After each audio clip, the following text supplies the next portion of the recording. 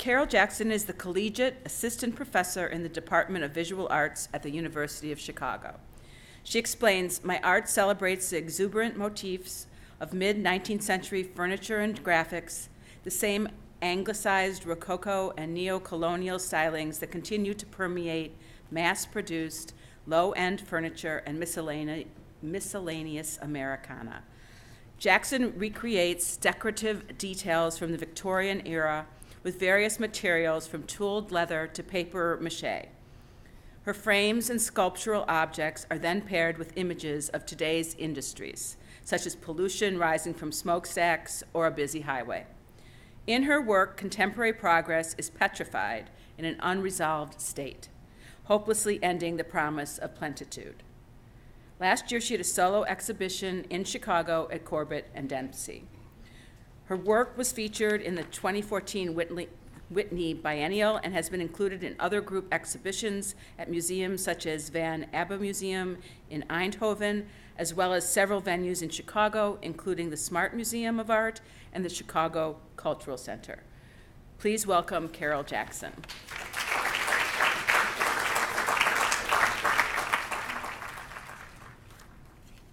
I want to thank the Society for having me here. It's really an honor to be here. Thank you very much. Putting together a talk is an opportunity to both confirm and question my artistic output. There's no better way for me to get an overview of my work than to present it to others. Before getting to the images, I'd like to quickly identify the major methods and impulses underlying my practice. My work is a response to my place in history. I juxtapose the past with the present to locate myself in time. When I studied at UCLA as an undergrad, it was with instructors steeped in the early years of postmodern theory who were eager to spread the word. As a result, I'm prone to approach art making through allegory and critique rather than pure form. I'm interested in the transmission of ideas through oral culture, popular music, storytelling, and now the internet. With the internet, there is a flow that mimics oral culture in terms of its distribution through the public sphere.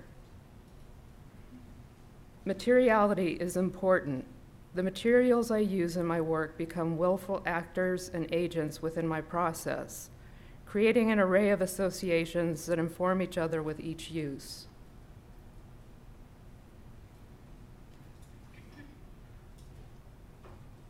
Much of the early work I make uses leather as a base material. I was introduced to leathercraft in grad school when working on some soft sculpture text pieces. I wanted to use something other than fabric as a structure for the text. I was searching around in the studios looking for a solution, and a fellow student handed me a Tandy leather catalog, possibly as a joke. I'd never worked with leather before and hadn't really even heard of this craft. I put it aside and ended up not actually using it until I found the same catalog when cleaning out my studio a few years later. This is some of the first work I did on leather. For these pieces, I borrowed from the stylistic cues of common outdoor advertising. Initially, I explored itinerant signage, such as the hand-painted signs grocery stores and hot dog stands use. These early works advertise items and states that are unattainable, such as last straws or gaping wounds.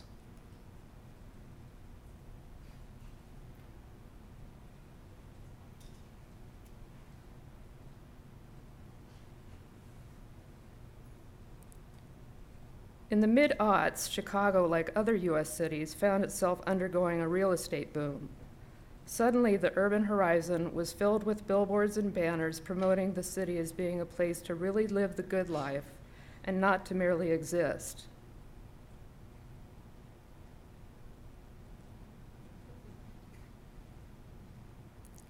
A lot of people were moving into the city. There was construction and demolition going on everywhere. It was like the billboards were narrating the quest for property, luring people to buy the unfinished condos and townhomes.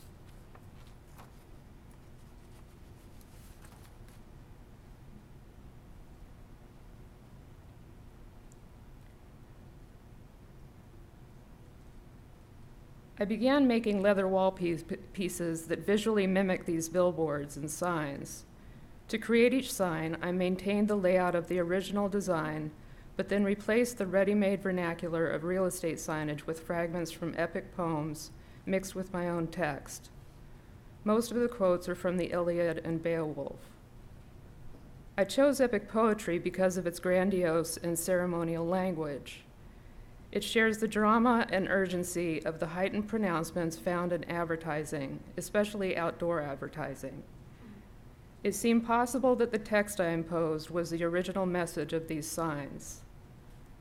It's like putting on the special sunglasses that allow you to see the subtext when you gaze through them in John Carpenter's film, They Live.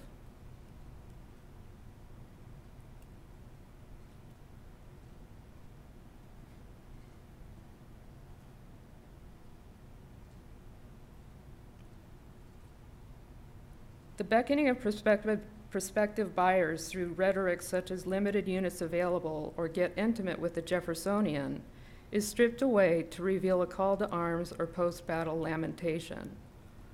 The mundane list of amenities like washer, dryer, lakefront views, free internet, etc., becomes a list of weapons or virtues.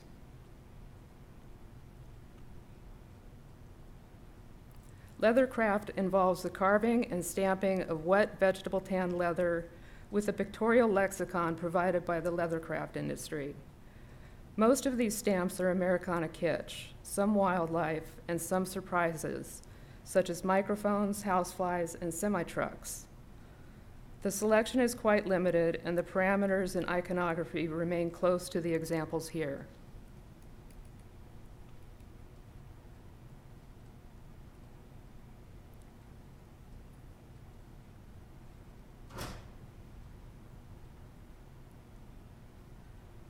I'm mainly attracted to leather's malleability. The skins, even after being stamped, carved, and painted, resist their new form. The edges curl forward to remember their living origins. Leather simultaneously invokes the violence and romance of the American West. It connotes a time of endless possibility and excess, a time before resources were becoming scarce. It creates many associations, but for me, the most prominent is the presence of the ghost of the dead animal.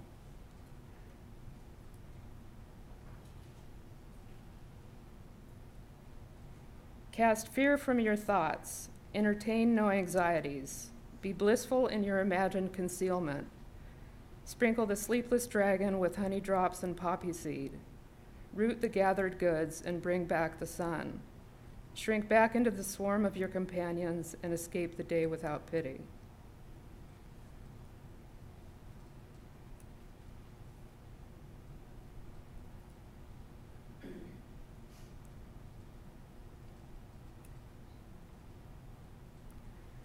Toward the end of this series, I no longer included text. I think because I felt this work was slowly starting to illustrate what was increasingly evident in our economy.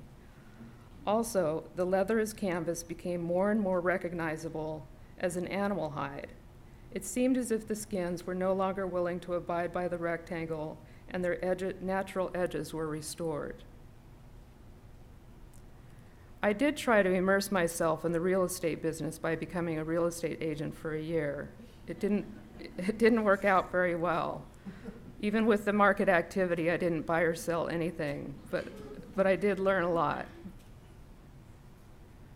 I made these signs up until about 2007. Then I stopped because I feared they were becoming didactic somehow, operating through critique, but in such a way that the work was merely mimicking what was being examined. Although I do want my work to embody the tenor of our times, I don't want to be illustrating current events so directly. I exhibited these salon style in a manner similar to how the originals appeared in the cityscape.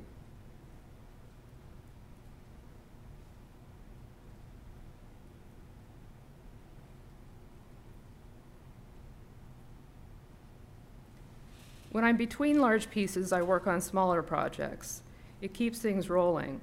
Ever since completing the real estate series of leather signs, I've worked on these small gouache paintings which take their visual cues from sheet music covers to look for ideas.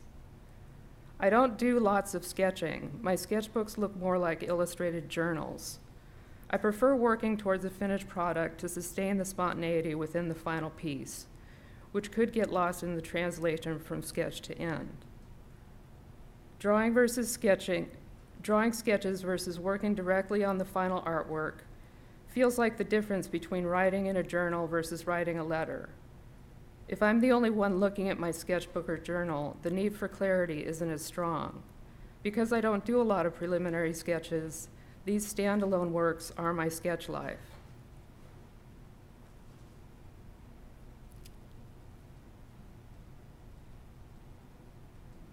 In these gouache paintings, I pair the safety of nostalgia with vernacular phrases and quotes from epic literature. Sometimes the imagery or title of the found sheet music inspired the text, sometimes vice versa. But either way, these downtime artworks free me up from feeling compelled to make sense, freer to experiment and discover even if I felt I was risking the work to some misdirected gesture.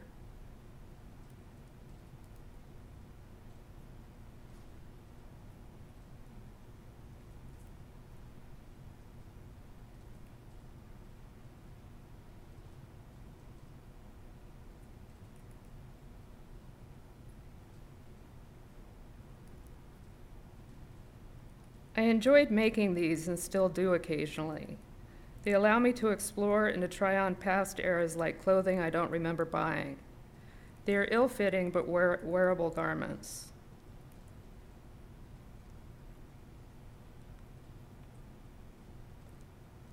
I think looking back sometimes gets a bad rap. It's as if a nod to history precludes innovation, that looking back prevents you from looking forward. The artist is predisposed towards the next big thing, but what interests me is the last thing, and maybe the thing before that. I want to understand what landed me in the present.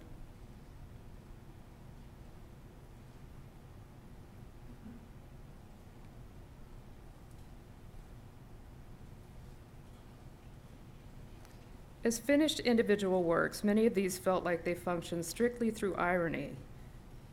There's nothing wrong with a little bit of irony, but I heard during another artist lecture a couple of years ago that irony can end up just being a test drive for saying what you really mean.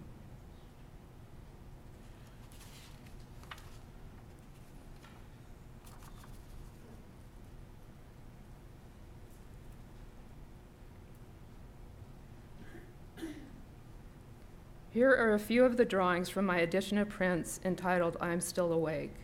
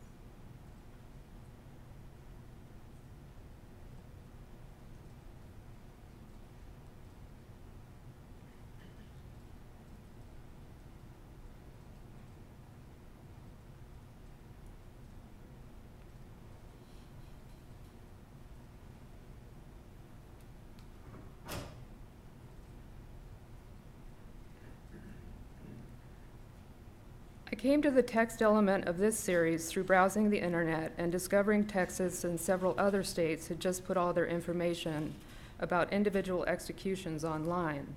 Last words, last meals, who attended. At the same time, many extensive sheet music collections, such as that of the Library of Congress in particular, were made public on the internet.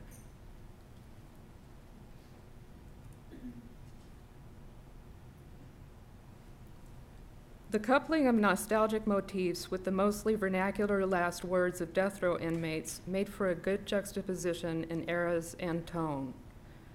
Playful and elegant ornamentation coupled with a tragic event and the language embedded in that event results in a tension that doesn't easily give way. But beyond the irony, I wanted to portray the pathos of knowing you are about to be removed from life in a now hidden act.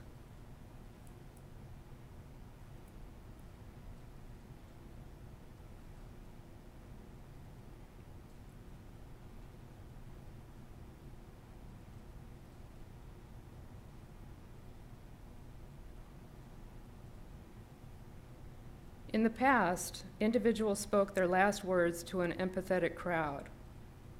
When the public attended these rituals, it was not so much in anger at the convicted, but with a "but for the grace of God, there go I" attitude. The last words of the condemned spoken aloud in public were intrinsically poetic, and made even more so when they were immediately transcribed, printed up, and distributed within the tradition of ballads and broadsides, a tradition in which sheet music cover art is a direct descendant.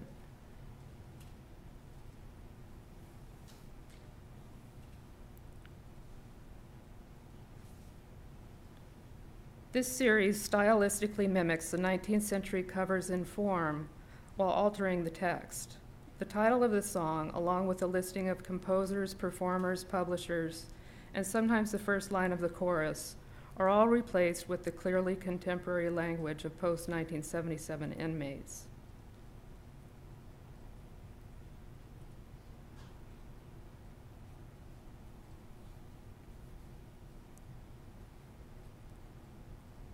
My choice of statements came from a pool of men and women put to death since 1977, when after a 10-year moratorium on executions in the US, the process was renewed with the firing squad execution, his method of choice of Gary Gilmore. Using this as a starting point was somewhat arbitrary, but it seemed to be the most appropriate and contemporary marker for this series.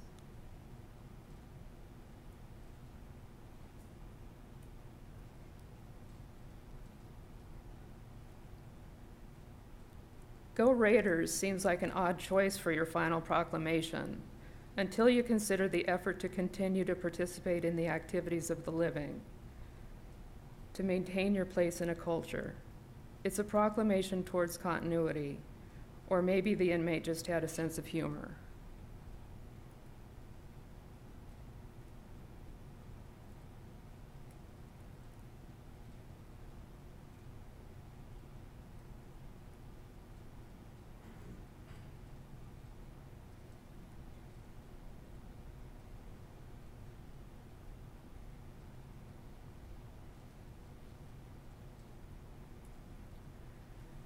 When the set of 23 drawings from I'm Still Awake was initially shown, I made this tooled and carved leather wall piece for the same exhibition. It shares the decorative frame style of some of the prints. In the top left area are gray patent leather strips cascading out of a portal. It's as if this American Chippendale Rococo frame, overwhelmed by its relentlessly boisterous design, is throwing up its innards from out of the wall. This was the first frame I made in leather. I put it away after making it for a while because I was unhappy with how it teetered almost exclusively towards kitsch without an anchor in the present. Now I think it's pretty good. Coming up with the title Bleh helped me to see it more favorably.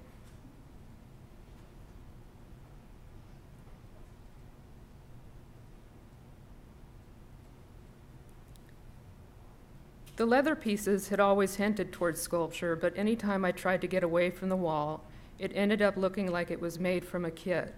For example, a leather kit for a monogrammed wallet or a bowling bag. So I looked to another craft-related material, papier-mâché. Craft has an implied familiarity that I can capitalize on by combining it with unexpected elements.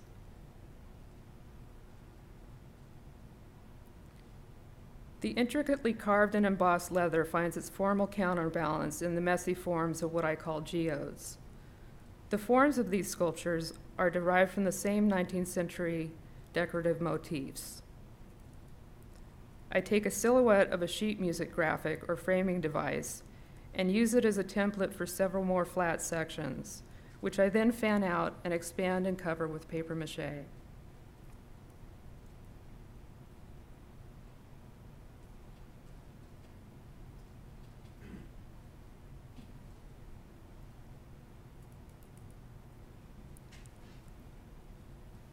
There are at least 2 flat surfaces on each of these forms where I mount photographs. When considering what images to use, my choices vary, but the photos are always captured from either National Park's air quality cams, LA traffic monitoring views, or sunsets over the Pacific taken from hotel roofs as a promotion. These are views that any pioneer might have seen toward the end of their journey west before freeways or hotels. They are mostly innocuous live feeds, surfacing the public in some way.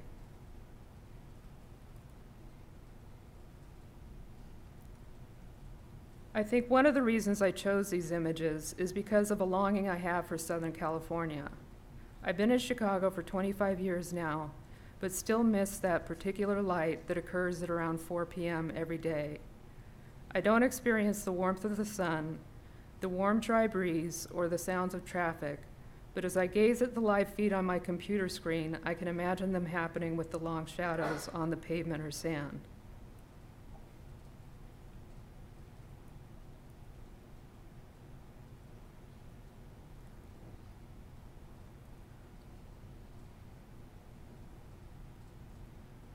These webcams allow me to be in at least 2 places at once. I can be in LA on top of an Interstate 10 lamppost or a hotel roof overlooking the ocean, or sitting in the pines of the Angeles Forest from the perch in my Humboldt Park studio 1,500 miles away. It's a visceral feeling of disembodiment, which is oddly intoxicating.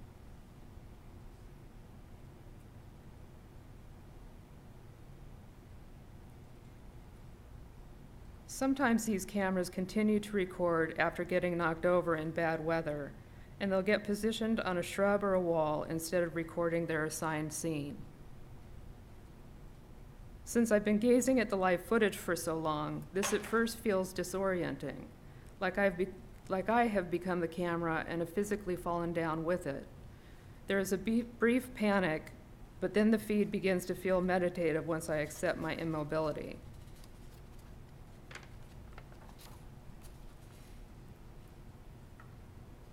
I placed 2 of these stills grabbed from the same camera on each severed side of these objects. The images are heavily pixelated. Then I give even more of a distancing effect with pools of transparent acrylic. The end result reminds me of what a segment of time might look like if it were to assume a form.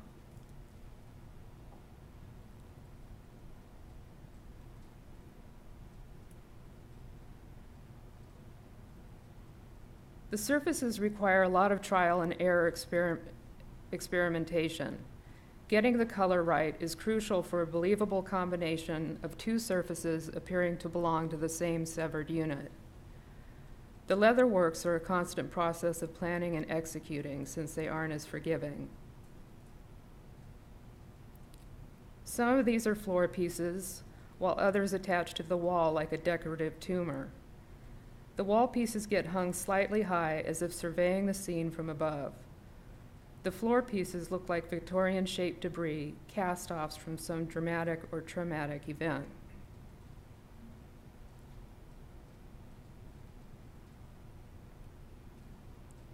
When first making the geodes, I was fascinated by how the form suggested the object had existed in a time before history.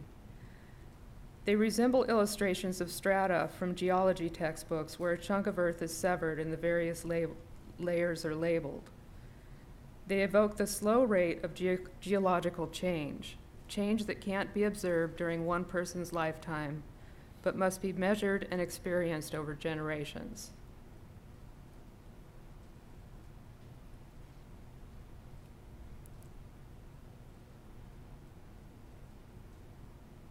In a similar way, any photo slows time down to a halt, freezing an instant and removing it from its original context for subsequent generations to observe. I cover each segmented side with a webcam photograph as if that was the moment time was severed.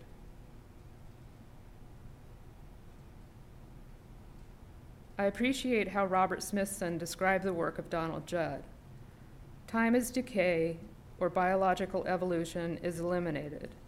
This displacement allows the eye to see time as an infinity of surfaces or structures without the burden of undifferentiated mass. The concealed surfaces in some of Judd's works are hideouts for time.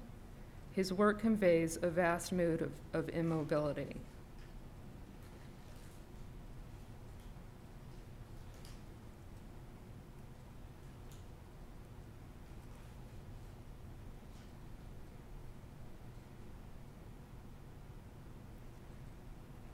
These hand-painted photos are from a series entitled Satan's Cue Cards, which were first exhibited at Three Walls here in Chicago in 2014. While I was researching epic poetry, I kept getting pointed back to Paradise Lost, so I figured I needed to read it. I enjoyed reading it despite its reputation for being laborious. I did find it to be kind of campy at times, especially the portrayal of a conniving Satan, while at the same time breathtaking in its dramatic changes in time and space.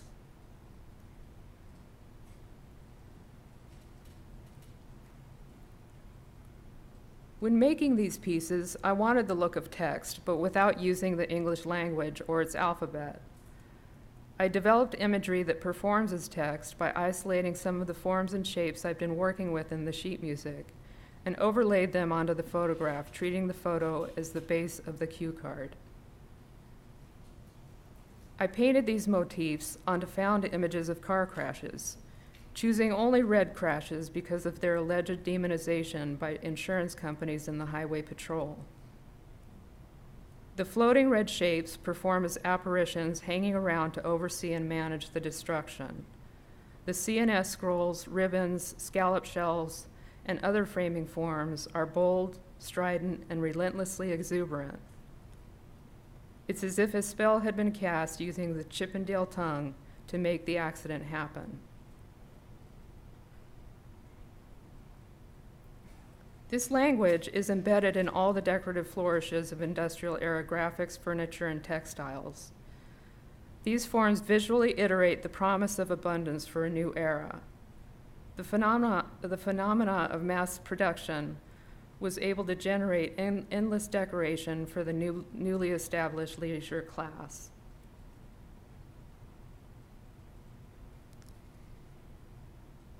I took the crash images off of a website called carcrashes.com, which conveniently includes an option for organizing the crashes by car color, as well as by states and causes of crashes. On this site, people send in pictures and testimonials of their own crashes or those of their loved ones. These writings narrate the events leading up to the accident and beyond if there were survivors. The photo documentation includes only the vehicles involved. Nothing gory is allowed. People that write in, or at least those they publish, are genuine in their efforts focusing on caution and grief.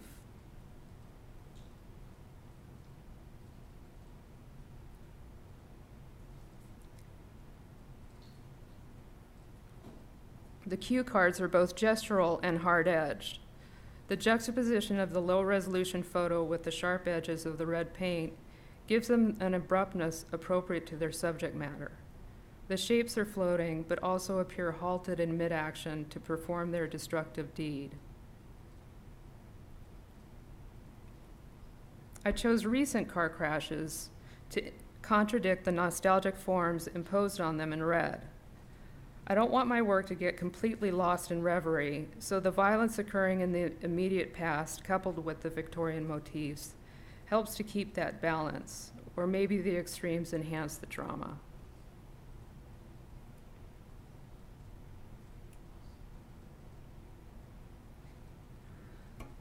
The title of this group of works brings up questions of assigned roles. Who produced the cue cards? Who is reading them and acting them out? Is the viewer Satan? For me, the image of a wreck represents what Ellen Cantor, whose own work explored the simultaneous presence of good and evil, somewhat sentimentally described as, a sense as an adult that questions why tragedy is happening. There is no way to get away from it. Everywhere there is some form of violence and loss. but one still retains this vision you grew up with, that there is goodness, honor, and love. How do you reconcile this?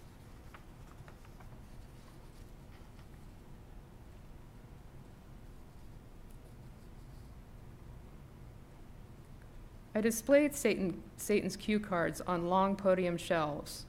This display was inspired by the podium set on the apron of the Tonight Show stage for Johnny Carson to read his monologue cards from. He had them placed on upright shelves just below the camera's eye line, stationary in front of him at the foot of the stage. There was no stagehand flipping through the cards for the performer, and instead the cards were just set on the shelving to be read.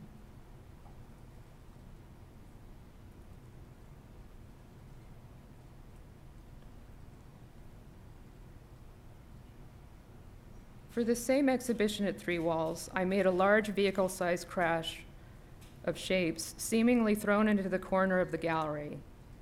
In the transformation from the second to the third dimension, they careened out of control and landed in this corner, haphazardly piled to resemble a wreck. The forms have grown to the size of automobile and truck body parts. It's as if the pictographs on the cards have come to life, then died in the crash after having hurled themselves against the wall.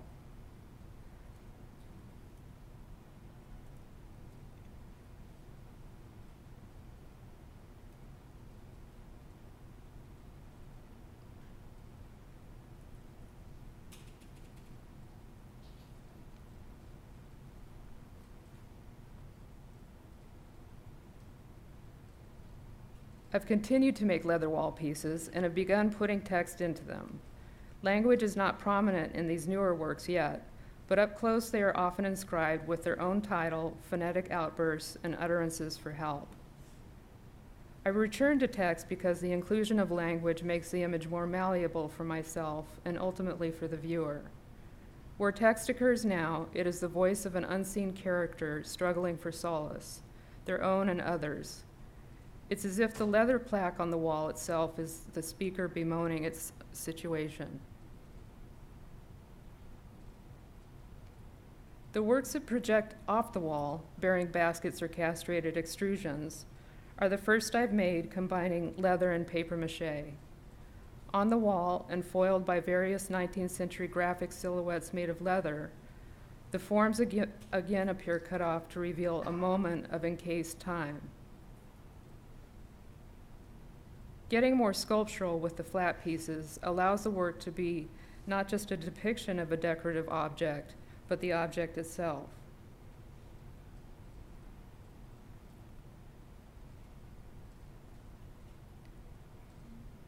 In this set of wall pieces, I'd been observing the Pacific coast. I composed these photos to look as generic as possible, as if they were the photos that came with the frame upon purchase. I deliberately make them look like stock photos so the uncanny can function freely through the combination of the familiar and the foreign, but they aren't stock photography.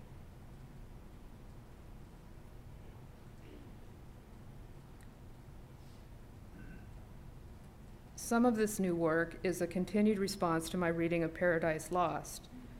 The embellished red skull floating above the water depicts the lake of fire at the opening of the poem in medias res, when Satan and his angels are awakening from their descent into hell. The Chippendale mirror silhouette represents the immense and energized Satan from early on in the poem, hovering over the coastal landscape with authority.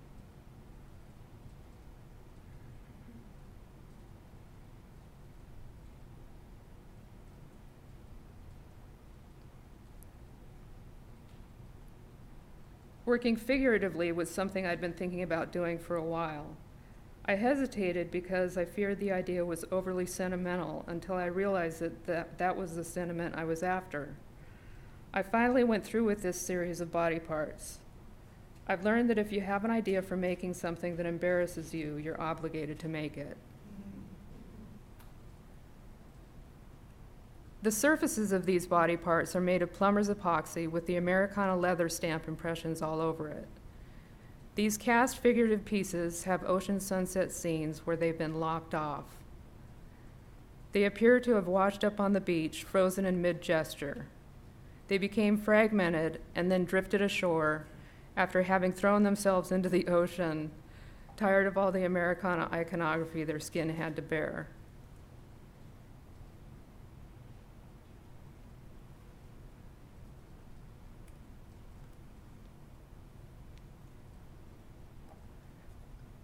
I want to talk about the concept of the picturesque, an 18th century aesthetic ideal that haunts my work.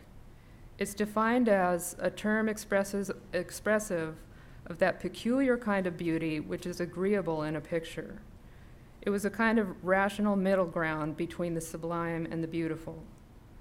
A typical picturesque landscape would feature an elegantly overgrown ruin, a touch of mist in the distance, and a few stray figures in the middle ground. It is the world with a charming patina very deliberately applied. Landscape artists eliminated straight lines in their depictions of country estates to abide by the rules of this genteel framing of the world. In my work, the pixelated quality of the photos is the soft mist, and the car wrecks are the ruins. The sculptural forms themselves look like deteriorating structures, as if the ruin contained the landscape and not the other way around. In order to capture the picturesque, people would carry around a special reflective glass to either sketch or to merely observe the scenes around them. The Claude glass, a black-tinted portable handheld mirror, created a high contrast for sketching. It was held like a smartphone when taking a selfie by picturesque hunters who would make sketches with their back to the scene. It was the first widespread activity where to see the world, you look through a lens rather than directly at it. I use webcams in a way similar to the Claude glass. These cameras are usually placed high, giving an authoritative view of the landscape, so that there is always a somewhat impersonal tone to these images. As in the glass, this image is modified and simplified. The altered quality of the view of the web cameras tends to homogenize the panoramas into a fuzzy and degraded present.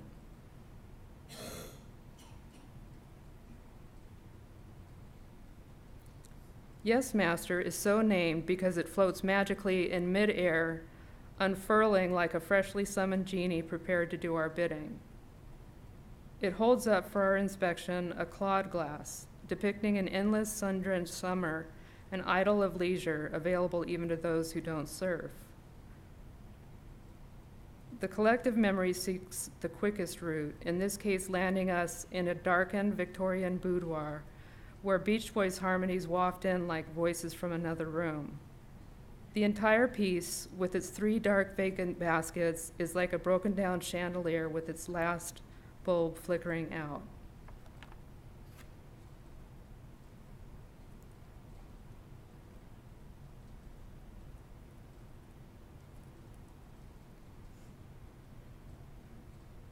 I'd like to end with my most recent work.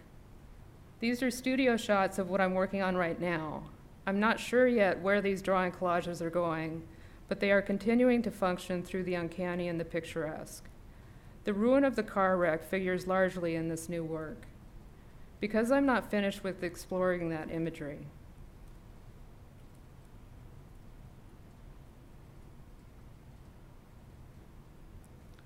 These works feature car crashes and sunsets for their reference to an immediate past. Though vastly different, these two categories occur routinely. Visually, they display the similarity between the graphic embellishments and the twisted metal of the car wrecks.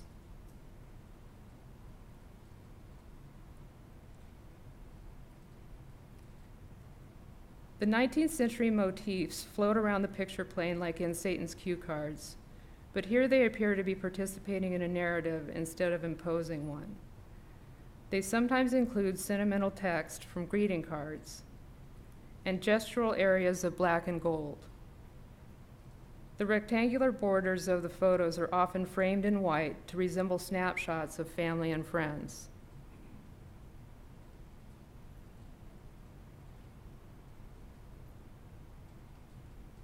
In these mixed drawings and collages, I'm navigating my way towards an inquiry into ceremonies of empathy and grieving. Coupling greeting card verse with a traumatic event seems like a good place to begin this new investigation.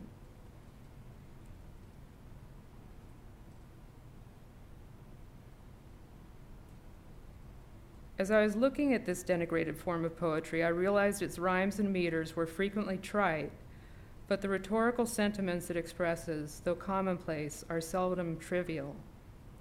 It uses few figures of speech, little or no poetic diction, and almost no flowery language. Its emotions aren't in excess of the occasion. I was expecting to find schmaltzy verse, which there is some of. However, a lot of it is a slow deliberation towards life, which is noble in its cause and tone. I aspire to this in my work.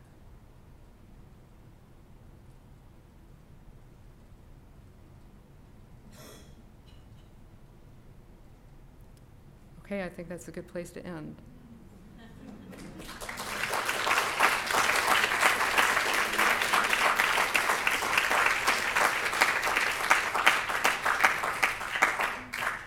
Are there any questions?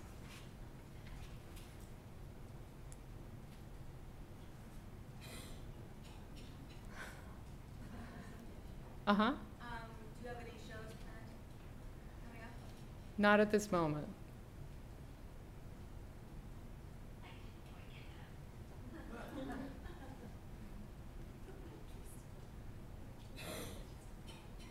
Uh-huh. Can I ask more about when you were doing can I ask more about your process of making the leather pieces? Of how did you pound them yourself? What was the process behind it? Yeah, it's getting the leather wet and then carving it with a special knife while it's wet, or stamping it while it's wet, and then it dries, and I can stain it or paint it. It's pretty straightforward. Yeah, I was just wondering how you did it so because I've done it before, but it's very, very, very particular. Did you make your own leather from metal?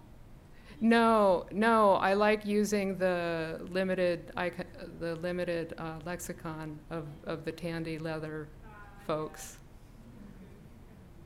Cool, okay. Uh-huh.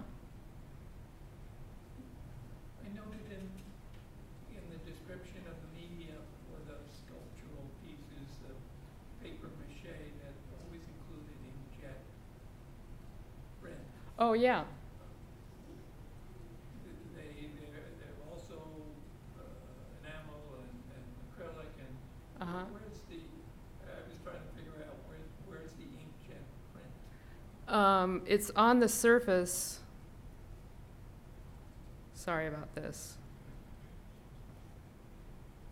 Yeah. So, the inkjet print is on this surface, and then this one that you can't see.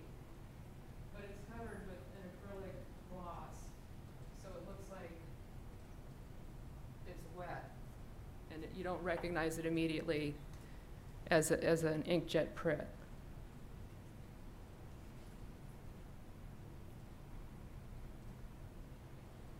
Uh-huh. I've been trying to think about how to formulate my question, but thank you for your talk, 'cause it's really illuminating and really allowed me to understand and access your work in Mm-hmm. a different way. There is a point in your talk that I keep coming back to, and it's really simple, but I'm trying to find a way to reconcile in my own language, but I'd be curious to hear you say it. And that is you explained your selection of the photographic imagery Uh-huh. as anecdotal, almost your interest in kind of Western scenes was your own displacement here in Chicago, Uh-huh. and your own desire and longing for Yeah. Southern California. But it seems to me that Oh, yeah. partial explanation? Because, I mean, as a viewer, I'm finding connections between your own desire and displacement. Yeah. To the historical imagery that you appropriate, and also to some larger, particularly American or Americana ideal of what of loss or desire. Would you say that? I mean, I guess there's some presumption in not saying that. You're saying, I'm hoping that's in the work. Probably, yeah. It's definitely a lot of imagery that you might see in a 50s Western, except there's freeways now or something. So, and a lot of that was actually filmed in the San Gabriel Valley, which is where I'm from. But that's taking it back to the personal, but it is definitely embedded in this kind of like romantic vision of the West.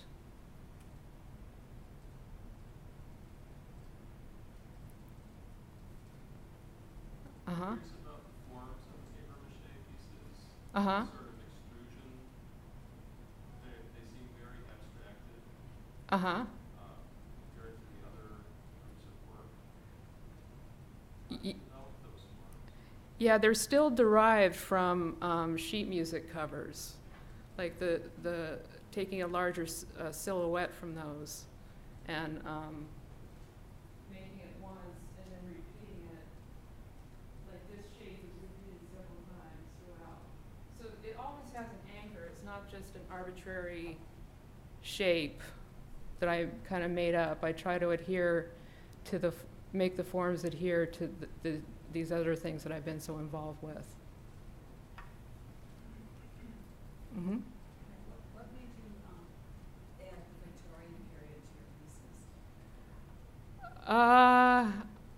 I think it started with the I'm Still Awake series, and then it just seemed like there was so much there that, you know, this was a pretty heavy growth period in American history, and it just seemed like I could really get in there, and I'm still in there. Uh-huh. I have to say, I understand your work way better now after I've had it. You know, I've seen your work since 10 and 1, and have always loved the early leather work. Oh, thank you. And sometimes I haven't gone so closely and looked at every show, and I didn't even know you had a show at Three Walls. But I just have to say, I'm such a big fan, and now you know, and of course, you've got almost, 15 or 20 years. Yeah. Ups and downs, and I just Yeah. understand it so much better now. And I just think you're the greatest. Oh, thank you. Nice. Thank you.